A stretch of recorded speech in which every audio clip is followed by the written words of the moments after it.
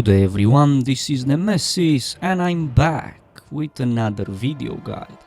Today the time has finally come to take a look at one of the endgame builds for the sorcerer class in the Elder Scrolls Online. In this video we are going to systematically progress towards advanced theory crafting in order to achieve the most in-depth, complete understanding of the build system and the sorcerer class. So before we begin, know that I've made this build video for the more experienced players, those who already had some time to acquire at least a basic understanding of the game. Besides, you won't have access to most of the spells I use in this build until later on anyway. So if you are a new player or you just can't keep up with the information in this video for whatever reason, I have previously made a video just for you. In it you will find everything you need to know to get you started as a sorcerer in the Elder Scrolls Online, from game and class mechanics to build principles. I've even taken the liberty of making a step-by-step configuration on how you assign your first 27 skill points, which is how much you obtain by level 14, while explaining and justifying why I've made those decisions. So in our quest to define the Archmage playstyle, we are first going to go through a build overview where you will not only see a summarized version of the build's capabilities, but we will also set our theoretical goals based on the current class mechanics, previously established build principles, and most importantly, the PvE system. After that we can safely move on and select our single target burst and sustain DPS abilities, as well as establish their damage rotations. I will then take you through what I like to call the recovery mode, which is a very crucial part of this playstyle, as well as the survivability this build is equipped with. Then we can move on to both of the two AoE fighting styles that you will have access to while using this build. After that we can talk a bit about the secondary role you can undertake if required. Then it's time to finish with the resource management, and last I will briefly go through the crafting traits that this playstyle affords to include, and I will speak a bit about item customization, as in the gear and stats that complement the build, and of course some final notes. So, as you can see, just like I promised, in this video I will continue from where I left off last time, and we are going to go from level 15 all the way up to level 50 as in veteran rank 1. We are going to make full use of our 49 attribute points and around 130 skill points that we will have available by level 50, so that we can continue to have at the same time one of the best single target DPS possible, and also have the ability to maintain it indefinitely, courtesy of the recovery mode. As we move into the second half of this video, you will see what it means to have an insane amount of AoE damage and at the same time also have enough survivability so that you can actually take advantage of your awesome damage. And of course, with high survivability and high single target DPS possible that can be sustained indefinitely, comes the ability to solo any and all world bosses. And I am talking about veteran zone world bosses. So while using this build, just like you've seen in the preview, if you ever find yourself in a situation where a support, a healer cannot be found, you can easily fill up that role. Even if this build does not include all the elements that a support build should have, that's why it's only a secondary role, it does have enough to get you and your team through a tough situation while doing veteran dungeons. Now, everything I have said so far, the Archmage playstyle can be defined using just around 95 to 100 skill points, which leaves about 40 to 45 skill points just for the crafting professions. This should guarantee you the option to obtain all the relevant skills as you progress towards level 50 in 4 different crafting professions. This is crucial not only for the economical boost that these crafting professions may provide you, but also they will help you obtain the last piece of the puzzle needed to complete the build, the gear. So assigning 130 skill points might seem overwhelming or confusing at first, especially since any class can use any weapon, armor, guild or environmental skill, and you can manually choose every single one of the skills and spells on your hotbar.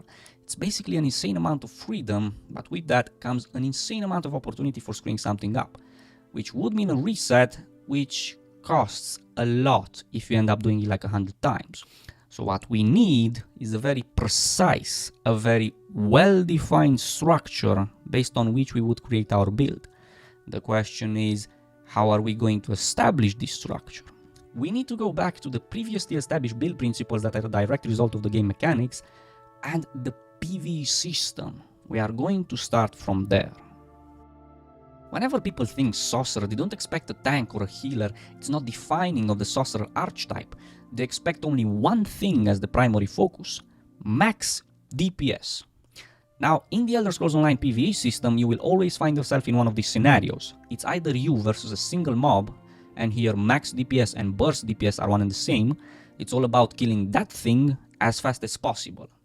Or you versus 2 or 3 mobs, and here the max DPS can still equal the burst, but it's also required for you to have a bit of survivability, right? Right.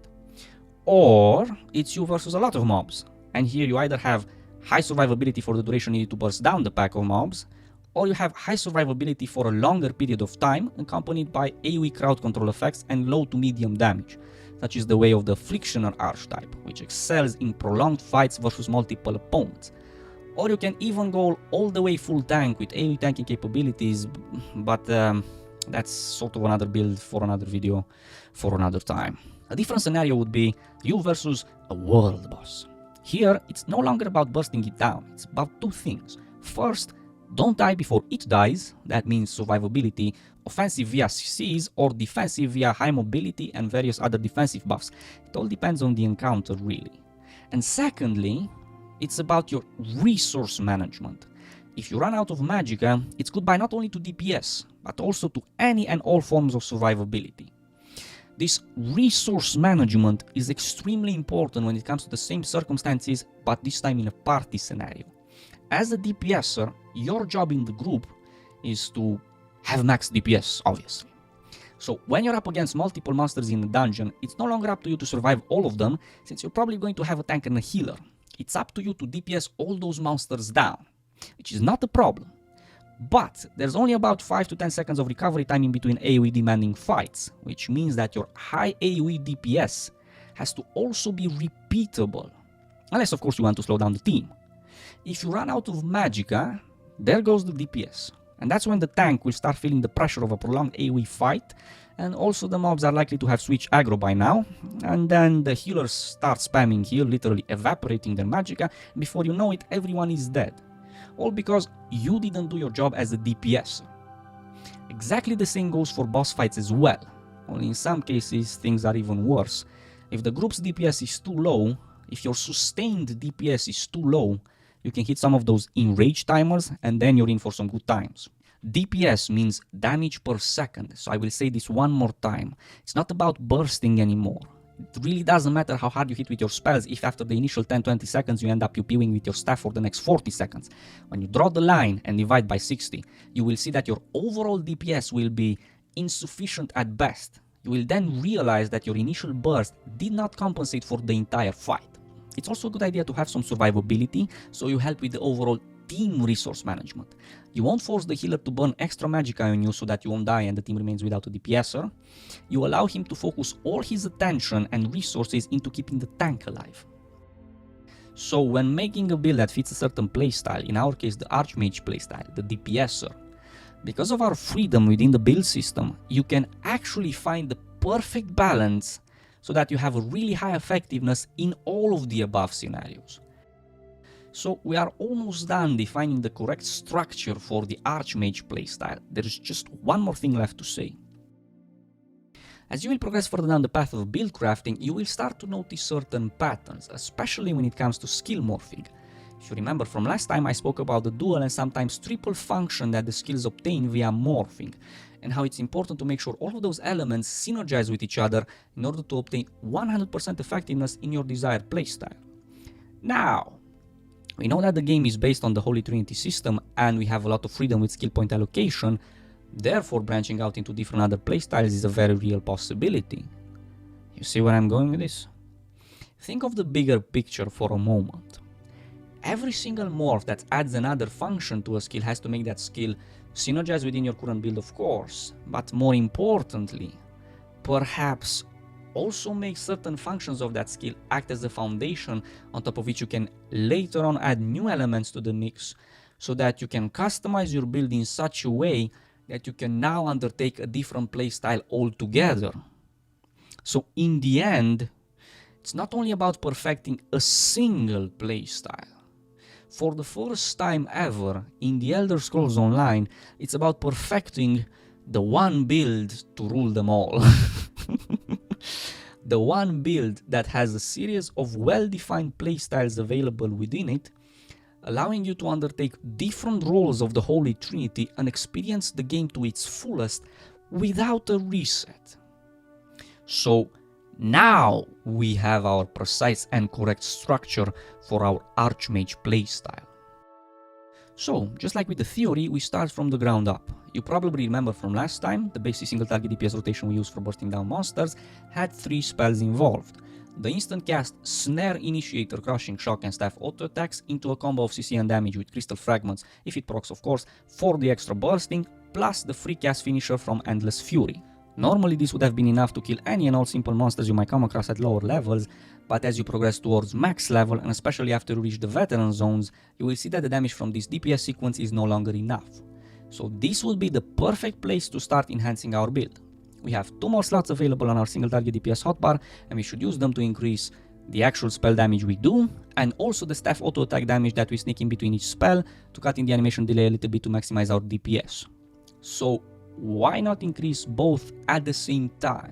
We take a look at Stormcalling's Surge morphed into Critical Surge. Increase weapon damage by X amount for 20 seconds and heal 65% of the damage inflicted by a critical strike. So you can already notice the dual nature of a spell after morph. One part increases our staff auto attack damage, the other adds a really strong self-sustain element to the mix. But as great as this is, we were supposed to also increase spell damage done, not just the staff auto attack damage. Well, here is where you will learn that the spell damage of staff skills is increased not only by max magicka, but also by your weapon damage. This knowledge combined with what we know from last time about Crushing Shock, if you remember, we said that because of its high damage, instant cast, low magicka cost and all the other effects it brings to the table, it acts not only as an initiator, but also as an interrupt, a kiting tool, and as a form of sustained damage. This is like one of the most useful spells in the game. So, as it turns out, Critical Surge has a triple function in our build. It increases our spell damage as well as staff auto attack damage by about 20%, and also adds in a strong self-sustain element as long as you have high spell critical strike chance. Speaking of that, from here, we could go on and make our staff heavy attack charge 10% faster with Ancient Knowledge, so that it's easier to offer our Crushing Shock spell a 10% spell critical strike chance increase with Try Focus. Right? Right. Now, here is where you will learn that in this game, dots, as in damage over time effects, have the ability to crit. So Elemental Force synergizes really well with the Crushing Shock dot effect.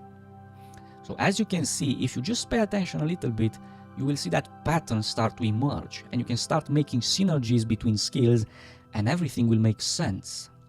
So for the new single target DPS rotation, we now have... And as you can see, we now not only have more than enough damage for scenario number 1, but also we get a lot of healing at the same time. As long as you have high spell critical strike chance, both your survivability from self-sustain and your damage are ridiculously high. They are now actually strong enough even when fighting 1 versus multiple in any and all situations, including the veteran areas of the game. Now, we have 1 skill slot remaining on our single target DPS hotbar, and we could use it to further increase the damage of this DPS sequence by adding another buff or another damage spell, but that would be an overkill, yes? So, it's time to move on. It's time to think about how we can further customize this single target DPS sequence used for bursting down individual monsters to obtain a viable, sustained single target DPS sequence. You know, in most games, it's usually the high cooldowns that prevent you from spamming the same high DPS sequence over and over and over again. In Elder Scrolls Online, however, you are limited only by your maximum resource pool and also how well you manage your resource recovery, hence the resource management I keep talking about. So, it's time to think about how we can afford to make this high damage sequence repeatable for a longer period of time. Now, this is the first time you have the option to branch out into 2 separate customization paths. You can either opt for the safer and more accessible option by using Dark Exchange morphed into Dark Conversion, a spell that in 4 seconds can restore nearly half your health pool and magicka pool at the cost of your stamina resource. So basically, you still have your self-sustain even if you break DPS, and at the same time you get enough magicka to sustain your DPS almost indefinitely. Or, you take the more dangerous path, you have the option of going full glass cannon by taking Equilibrium morphed into Spell Symmetry instead of Dark Conversion. So basically, instead of increasing your survivability from self-sustain, you lower it. Because as you can see, Spell Symmetry requires health instead of stamina to recover your magicka. Now, while we may not have a very effective way to recover stamina, Recovering health, however, is already something we have in this build because of critical surge, which we would use anyway, even if you don't need healing because it buffs our damage. So these two combined create this beautiful synergy where you basically transform magicka into damage, damage into health, and health back into magicka, and we've come full circle.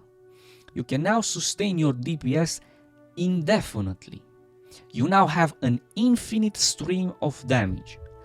This is what I like to call recovery mode method 2. Now, going back to Dark Conversion, I said almost indefinitely, because even if you keep your max stamina low and your stamina regeneration high so that you have the perfect circumstances for the spell since it's percentage based, there will still be a time when you will no longer have stamina left to convert it into health and magicka, since stamina, as we know, is also used for dodging, sprinting and blocking. So this is when we will turn our heads towards what we used last time in our recovery mode, the ultimate skill Energy Overload, which modifies light and heavy attacks to restore X amount of magicka at the cost of your ultimate resource.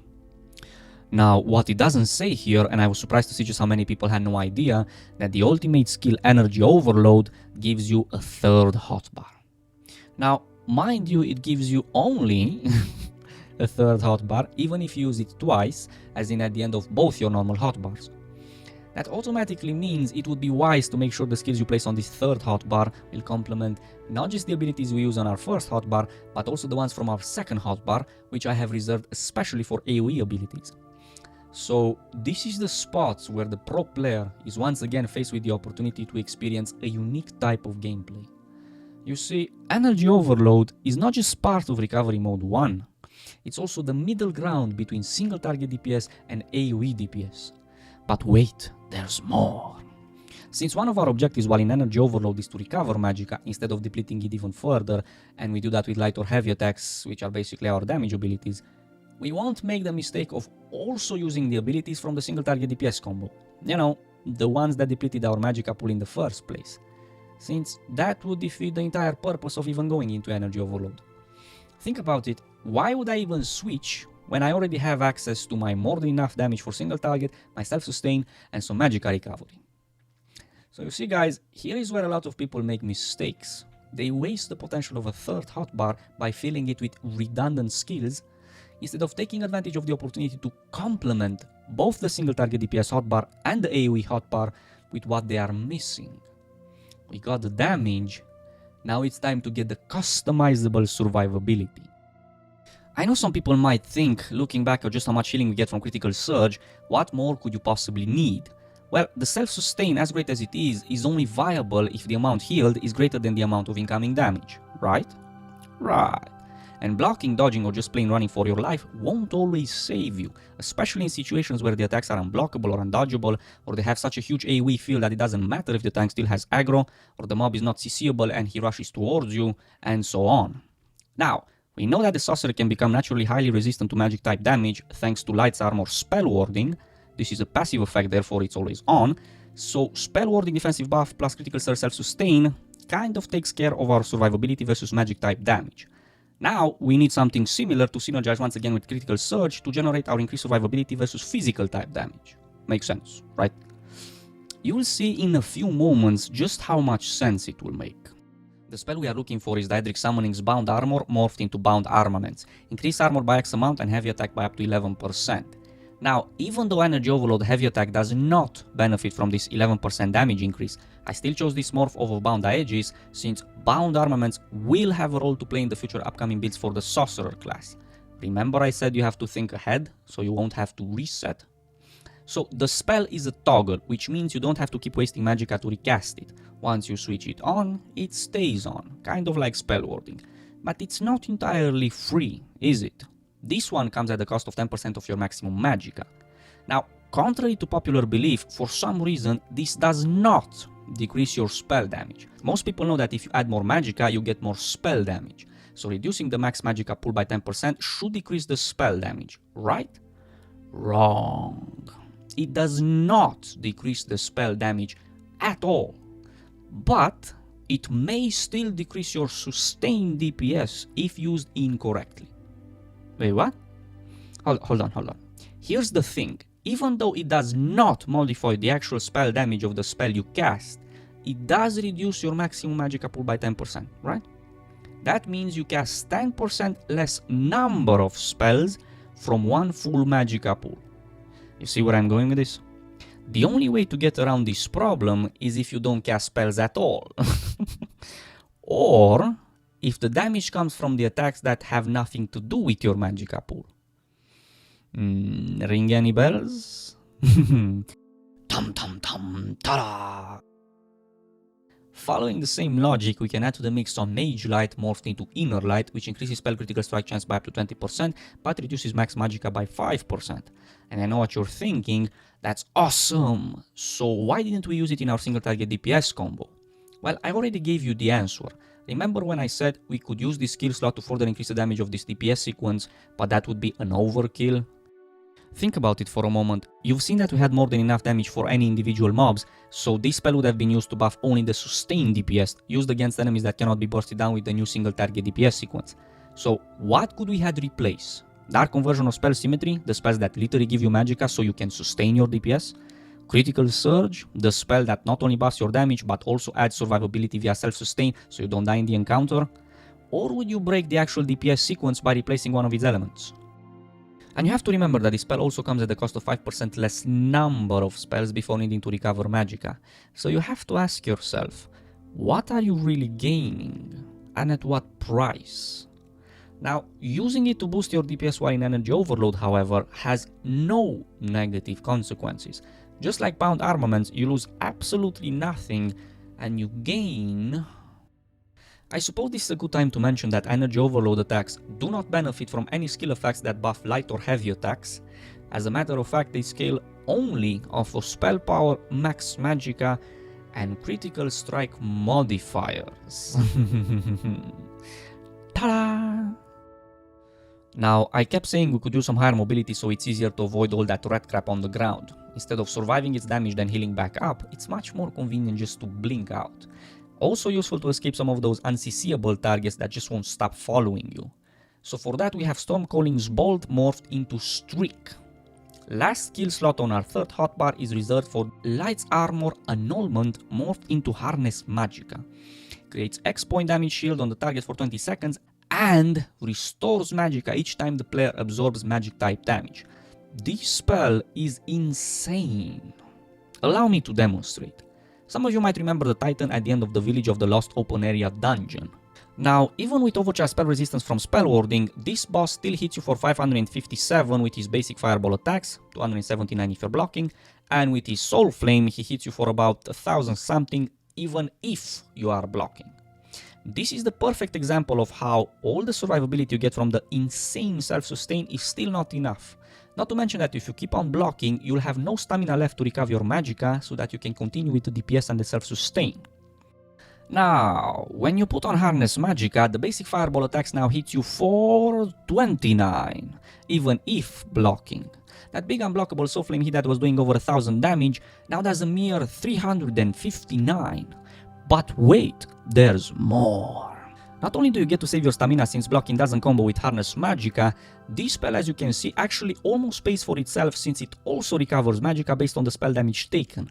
I am literally able to spam this spell at almost no cost, and I'm just toying with this boss that a few moments ago may have seemed unsoloable. So, now the time has finally come to draw the line and establish our advanced sustained single target DPS sequence. So as the fight starts, you buff your damage and add the self-sustain with critical surge, then you initiate on the target with a staff heavy attack for the 10% increase to spell critical strike chance and damage, plus crushing shock for the snare element and damage of course, followed shortly by a quick staff auto attack.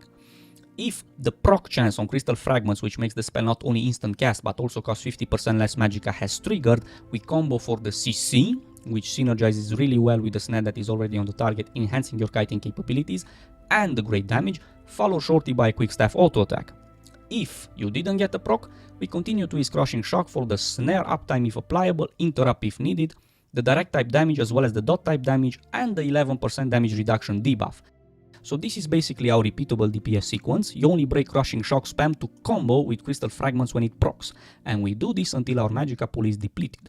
Now, If you didn't spend all your stamina on dodging, blocking or just running for your life, you use Dark Conversion to recover your magicka and get back into the fight. Or like I said, we have the customization option here to go instead for spell symmetry, which can also proc crystal fragments. This is sort of up to you, at which point in the fight do you feel comfortable to sneaking a spell symmetry so that you can maintain your infinite stream of damage without endangering yourself too much. If you are still lacking magicka at this point, you go into energy overload mode, activate inner light to buff your critical strike chance by 20% and start using light attacks until your magicka pool is all filled up. If at any moment during the fight the incoming damage is greater than what your self-sustain can handle, you are always just 2 buttons away from dealing with any situation. If it's physical type damage, you quickly go into energy overload and instantly activate bound armaments, and now you have the self-sustain from critical surge plus the armor from bound armaments, plus the knockback and stun from destructive clench for incoming CCable monsters, or the blink from streak for unCCable monsters. If it's magical type damage that is the problem, again, energy overload is just 1 button away, then you instantly activate harness magicka, which you can actually spam for as long as you have to since the spell pays for itself. And of course you have the blink from streak to deal with some unfortunate red AoE circles that might have caught you by surprise. While it's true that the DPS you do while in energy overload mode is lower than what you do with the DPS sequence from hotbar 1, you still do DPS, instead of constantly having to just pew with your staff because you're out of magicka, or instead of lying flat on your back since you got one-hitted too many times, or you disrupt the entire team resource management by having the healer waste all his magicka to keep you alive, and the list can go on. So you see, my friends, while using this setup, you have everything you could ever need when dealing with situations that require high, sustained, single target DPS. Hold the applause, because I'm not done yet. It is time to see what it means to have insane AoE DPS and live long enough to tell the tale. Here is where you will learn even more about this resource management I keep talking about. It's crucial to understand that the key to high DPS is also about the magicka to damage conversion ratio. What? It's about how you can get the most amount of damage out of one full magicka pool, okay? Okay. So when looking to compare Elemental Blockade with Elemental Ring, you do some quick math and you would come to the conclusion that Elemental Ring, aka Fire Ring since we use the Destruction Staff, does a lot more damage for a lot less magicka, right? I will not go too much into the numbers in this video, yet a simple test should give us some insight into this. If we hit this pterodactyl with 1 Blockade of Fire, we see that his HP goes down by about 23%. If we hit him with 1 Fire Ring, we see that his HP goes down by about 25%. So our initial premise was correct. So if we are to spam Blockade of Fire 3 times and hit 3 times more magicka as a result, we would surely make the monster lose 3 times more HP. That would be like 70% HP loss, right? Wrong. Even though, as you can see, if we don't spam Blockade of Fire and instead allow it to finish doing its damage before using it again, we get to benefit from its full damage for its magicka cost. Exactly the same goes for Fire Ring. 1 cast makes the monster lose 25% HP, 3 spam casts makes the monster lose 49% HP, and 3 casts with a 10-second delay in between them literally kills the monster. In this case we are effective magicka wise, but the damage is done over an unacceptably longer period of time. Now, if we are going to use Fire Ring on top of Blockade of Fire, we see that the monster loses between 55 to 60% HP in a very short period of time with no magicka loss, minimum magicka investment. So while it's true that Blockade of Fire has more DPS over its duration of 3 seconds than Fire Ring, and Fire Ring has more overall damage at lower magicka cost, the answer to the question, which one do we spam, will always be the same. The only correct answer is neither. So you see, my friends, all this time when you saw people smashing their faces on their keyboard spamming AoE skills like mad, they were actually being ineffective. Either magicka wise, which makes your DPS less sustainable, or time, aka burst wise, which lowers the overall DPS. So, since both Elemental Blockade and Elemental Ring are Destruction Staff skills, their damage gets buffed not only by max magicka and spell power, but also by your weapon damage. So adding Critical Surge once again to the mix is a very good idea, especially since it comes with the self-sustain element, which does scale the more targets you hit. But of course, the self-sustain is meaningless if the incoming damage you take is still higher than what you can heal. In this particular scenario, when you go into a pack of 6+ mobs and they all turn around and hit you at the same time, you might just die instantly. Unless you make your defensive stats skyrocket with the help of Boundless Storm, even if it's for a short period of time, the fight will not be a long one, since you will notice that monster packs tend to have lower HP than individual mobs. Besides the much needed survivability boost, Boundless Storm also does some damage which people tend to underestimate. If you compare the damage from Boundless Storm with the dot damage from firing, read carefully the description, one does X damage every second for 6 seconds, the other does X damage over 10 seconds. Boundless Storm damage is actually higher than the dot effect from firing, even after buffing it up with Critical Surge. So Boundless Storm has definitely earned its spot as our 4th skill on the AoE hotbar. The last free skill slot is reserved for... what? Our AoE Initiator, of course. Now, this is the second time where you have the option to branch out into 2 separate customization paths. We either opt for an AoE crowd control spell to further increase our survivability and help with AoE tanking. In this case, we also get a small damage boost, not just because Restraining Prison will keep the monsters in your AoE fields, but because it synergizes with Exploitation from Dark Magic to give you a 50% critical strike chance increase versus those affected. Or, just like I said, in a raiding scenario, you don't have to survive all the monsters alone. Therefore, you can afford to reduce the survivability a little bit in favor of a more team-orientated damage boost provided by Lightning Splash morphed into Lightning Flood. While it would appear that this spell has the lowest AoE damage so far, if you use it in a scenario where a nearby ally does activate the damage conduit, its damage actually doubles, which in fact makes this spell the best AoE damage spell, but only if you have someone to synergize with. Now, if we are going to take a look at the magica requirements to cast all these spells, you'll go like, Houston, we have a problem. What happened to the not slowing down the team, to the repeatable part you promised? You need to recover like at least 1541 magica by the time the AoE engagement is over, and that is if you cast all these spells only once. And once you shall cast them. Let me ask you guys this, have you ever wondered why the mobs that can be considered as part of a monster pack always seem to have lower HP than regular mobs? Why do monster packs always seem to be made up of at least 5-6 mobs? Why does firing have such a long duration if you shouldn't spam it in the first place? What if I were to tell you that the damage of these abilities and the HP of these monsters have been calibrated in such a way that this AoE damage sequence has exactly enough damage to kill this monster pack? But wait, there's more. The trait Destruction Expert has been designed in such a way that 6+ dead monsters return exactly the magic I would invest with this AoE damage sequence. If the monsters die from a Destruction Staff spell, of course, but that is likely to happen when Elemental Ring has the longest duration out of all our AoE spells. So this is how and why I am able to kill monster pack after monster pack after monster pack. Whoa, wait. But what if the monsters don't die from this damage sequence? There are cases where the monsters have a lot more HP, like world bosses or certain dungeon mobs, so if they don't die, we don't get any magic in return, and we can continue with the killing process, since our AoE damage sequence is repeatable only if they are casualties, only in certain types of AoE fights. So, what now? I'm kidding. Remember when I said it would be wise of us to... remember? It would be wise of us to use our 3rd hotbar to complement both the single target DPS hotbar and the AoE hotbar with what they are missing. We got the repeatable type AoE DPS, now for the AoE sustain type DPS. So, it's like this. Ta-da!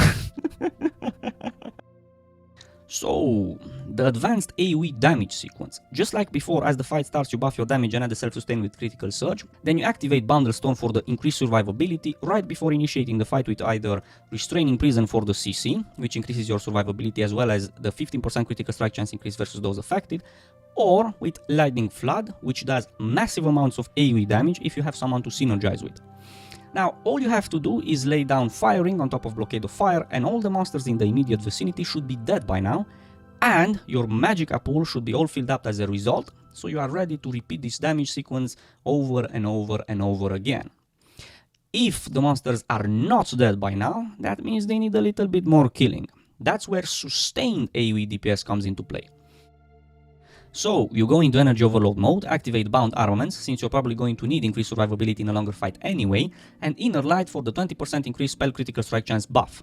Now, besides the fact that you are literally immortal, since bound armaments plus spell warding combined with critical surge while channeling the heavy attack will make you heal way more health than you would ever lose, you also get to toy with your victims by CCing them as you blink through. Now you get it why I morphed Bolt Escape into Streak, eh? You thought I forgot about it, didn't you? So you see, my friends, just like I said, you get to experience a unique type of gameplay. Energy Overload is not just part of the recovery mode method 1, it's also the middle ground between single target DPS and AoE DPS, complementing both of these with exactly what they are missing. By using this setup, you have achieved the perfect balance, which will allow you to excel as a DPSer in any and all situations in the Elder Scrolls Online. So beautiful. I'm actually glad I made this video. Working with this build system has been an absolute pleasure. Now, you may be a badass DPSer, but that will only take you so far. Most of us veterans know just how much time you sometimes waste just waiting for a healer. So, let's become a healer too. Why not? It always makes those conversations funny. But man, we need a DPSer. Okay, I'm DPS. But man, we need a healer. Okay, I'm healer. Now, first and foremost, a healer needs to be able to take care of himself. If you, as a healer, die, your team will also die. So, bound armaments versus physical type damage and spell warding versus magical type damage. Right? Right. Now, we add in the AoE heals. We have Regeneration morphed into Mutagen, heals 2 allies for X amount over 20 seconds, heals extra if the players drop below 20% HP. If you look at the spell's magica requirements, it becomes obvious that Mutagen should be casted at least every 20 seconds in order to obtain a permanent stream of healing. But of course, healing is only viable if the amount healed is greater than the amount of incoming damage. And on that note, we add to the mix Blessing of Protection morphed into Combat Prayer. Heals allies in front of you by X amount, plus gain a substantial boost to armor and magic resist for 8 seconds, and increase damage done by 10%. Hold that thought for a second. A small side note here, we know that our spell resistance is usually overcharged because of spell warding, but the armor is not quite there yet, even with bound armaments. Now it is.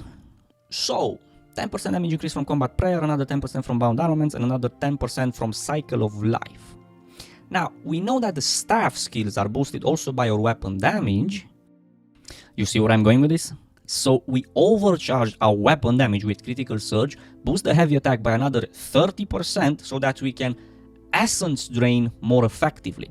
It's actually about half a mutagen heal, but it requires no magicka to use it. Okay, so far we added increased survivability via damage mitigation and sustain type healing. All that is missing is burst type healing for the more extreme situations.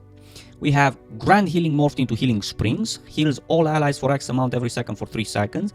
The amount is about double of what you get from Mutagen, just to put it into perspective a little bit, and we also get a considerable discount on the spell if you use it on more players.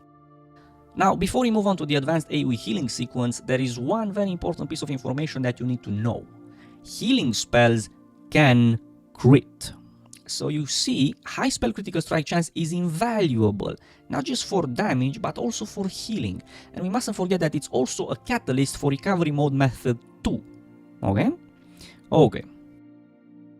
So, the advanced AoE healing sequence. Every 20 seconds once the fight starts, use critical surge to maintain the 20% increased effectiveness of your healing spells, and mutagen to maintain your sustain type healing. You further complement this every 8 seconds with Combat Prayer, which besides the healing, increases the survivability of you and your team, and also provides a 10% damage boost. Now, if the amount of support offered so far is still insufficient, you have the option of increasing it even further with Healing Springs.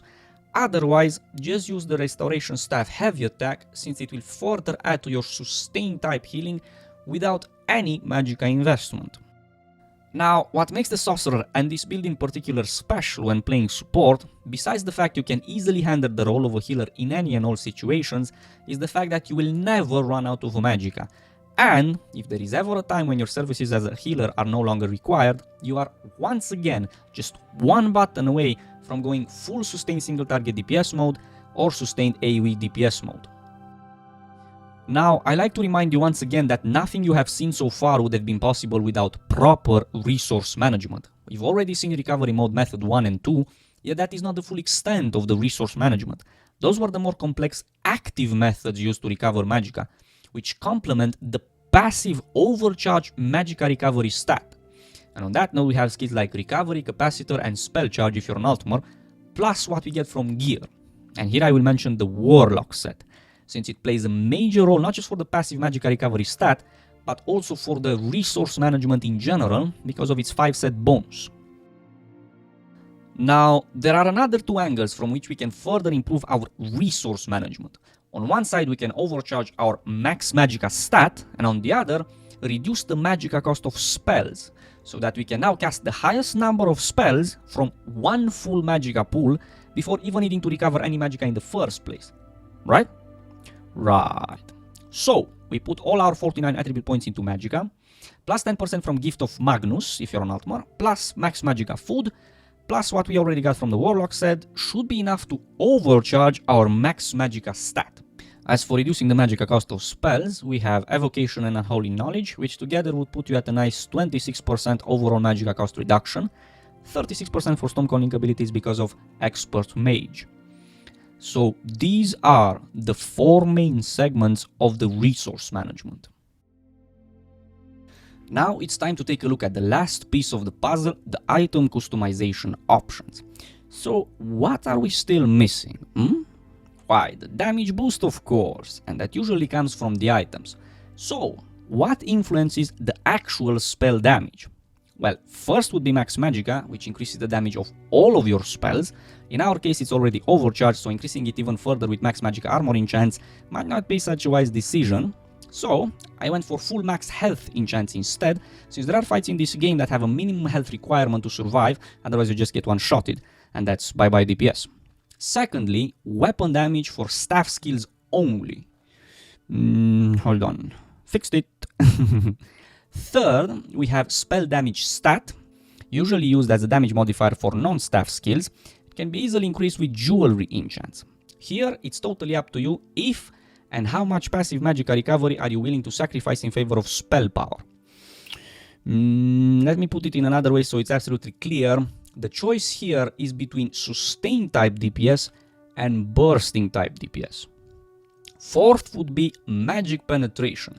Just like you have armor and magic resist, so do monsters.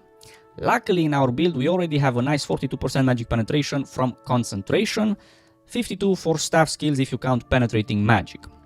Last but not least, we have spell critical strike chance. Since this stat not only increases our single target DPS, AoE DPS and our healing, but also directly influences our survivability via self-sustain and is a catalyst for recovery mode method 2, I consider this to be one of the most important, if not the most important stat for a sorcerer. That is why I dedicated the entire gear customization process towards increasing this one stat. So we have 10% spell critical strike chance increase from Prodigy, plus 5% for wielding a precise staff. Now, since 5 out of the 11 item slots that we have are already filled with the Warlock set, we only have 6 free item slots left. But that's all we need. We have another plus 4% spell critical strike chance increase from the Willow's Path 3 item set bonus, and another 4% from the Twilight's Embrace 3 item set bonus. I also opted to go for Divine Straits, where it was possible of course, to benefit from the increased effectiveness of the Mundus Stone Thief boon, that further increases my spell critical strike chance, so that in the end we have a total of about 30% spell critical strike chance. But wait, there's more. The only items that were not specifically selected to increase the spell critical strike chance are the 5 belonging to the Warlock set, which as we know plays a major role in the resource management. However, if we are to discard this set in favor of 2 more items from the Twilight set and the Wrath of the Imperium set, we would take a major blow to the passive magicka recovery segment of the resource management, but obtain a significant damage boost, obviously, from the 10% spell critical strike chance increase, and increase our survivability from self-sustain, since Twilight's Embrace does work with critical surge, and also give a considerable boost to our recovery mode method too. Let me explain this again so it's perfectly clear. You have to choose between a major nerf to one segment of the resource management in favor of a considerable buff to damage, self-sustain, and another segment of the resource management. The choice is yours. Although if I were you, I would go for it, since with that we would now have about 40% spell critical strike chance stat, which translates into 50% spell critical strike chance for single target, 55% for the repeatable AoE DPS, and 60% for the recovery / high survivability / sustained AoE DPS mode. Now, most of these items can be easily obtained via crafting, and just like I promised, while using my build you can afford to almost max out for your level 4 different crafting professions. So nothing in alchemy. In blacksmithing I took only the hirelings, cause hirelings. Then I went into clothing for the crafted willow path and twilight set, of course, and I took everything except keen eye. Next I went into enchanting so I can craft the enchants I used in my armor, and once again I took everything except keen eye. Provisioning I actually maxed out since it's so easy to do, and I didn't take the duration increase on the buffs or the extra serving, since I don't think they're worth the investment at this point in the game. Last I went into woodworking so I can craft my staffs, and once again I took everything except for keen eye. So this is basically the main sorcerer build, and it can be yours by the time you reach veteran rank 1. Everything you obtain from this point forward will be used towards further customizing the main build, so that in the end you will be able to either undertake a totally different role within the Holy Trinity, if that is your desire, or break the perfect balance of this build by focusing all your resources to maximize your effectiveness in only one of the 6 possible PvE scenarios. Such is the way of the min-maxers, but that is another story for another time. So in conclusion, just one more thing before I leave, you guys are probably already starting to realize on your own that The Elder Scrolls Online is one of the few games, if not the only game out there, that is based on the Holy Trinity, the structure that the Holy Trinity system provides, and it has a very well-defined PvE system because of that, but at the same time broke free of some of the limitations that the old Holy Trinity system usually comes with. This has been made possible only with the implementations of clever game design choices such as any class can use any weapon, armor, guild and environmental skill. You get to manually choose every single skill and spell on your hotbar, and last, and probably the most important of all, no skill cooldown. Yet this was not enough. New and more advanced control methods also had to be set in place. Not just talking about soft and hard caps, oh no. In order to maintain control over this build system that has seemingly unlimited freedom, they had to go so far in depth that you can actually distinguish separate PvE scenarios based on monsters' HP and demographics. The very cost of spells has been carefully calibrated to facilitate the resource management, and where that was still not enough to obtain the desired effect, they added in hidden AoE mechanics. So when trying to understand the Elder Scrolls Online build system, one must comprehend the nature of some of the enhancement methods used for creating a more dynamic, a more challenging and more complex system, but it's equally important to understand some of the control methods which ensure that the system can stand on its own. You see, my friends, if a game is flawed at its core, it can never truly improve. But if the core's design is well theory crafted, then it's only a matter of time before the game gets better and better and better, since it will always have a strong foundation to build upon. So you see, in the end, the knowledge you have acquired by watching this video is what will allow you to walk the path of the Archmage.